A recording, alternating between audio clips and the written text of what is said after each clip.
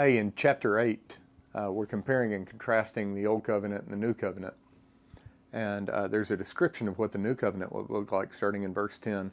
For this covenant that I will make with the house of Israel after those days, says the Lord, I will put my laws into their mind, and I will write them on their hearts, and I will be their God. And they shall be my people. And they shall not teach everyone his fellow citizen and everyone his brother, saying, Know the Lord, for all will know me, from the least to the greatest of them. How great is that? For I will be merciful to their iniquities, and I will remember their sins no more. The author is writing to some Jewish Christians who are falling away from the faith, and apparently they're falling back maybe into the Old Covenant, so they're trying to earn their righteousness. And that brought to mind some friends of mine who believe in Jesus or say they believe in Jesus, yet they think that works must be added to Jesus for them to be righteous or right with God or earn salvation, however you want to put that. I remembered an illustration that Randy Likens, a friend of mine with Search Ministries here in the city, that he uses to describe that there's nothing that can be added to God. In fact, it's quite an offense to him.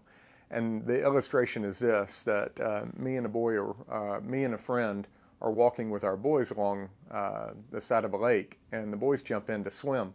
And they get pretty far out there, and my son becomes distressed and he starts to drown. Well, he's too far out, and I'll never reach him in time. But my son's boy, my friend's boy, he swims over to my son and rescues him, but in the process drowns and dies himself. And so as I'm there and I'm pulling my son out of the lake, I'm overjoyed and I'm weeping because my son is spared a certain death, and there was a great sacrifice that he might live. And so I look up at my friend with gratitude and I'd say, thank you for your sacrifice. Here's $5. I'd like to pay you back for it. And I think that's a good illustration of what good works in earning salvation is like to a holy and right and perfect God.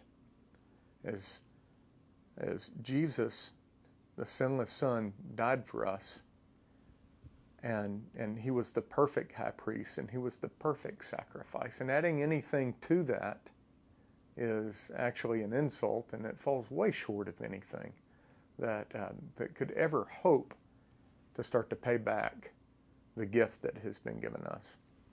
So do you know anyone, or have you come out of a belief system, maybe yourself, where you were trying to earn salvation? Or do you have any friends or family members that currently do so? And if so, where are you with them? Have you had discussions, and are those fruitful?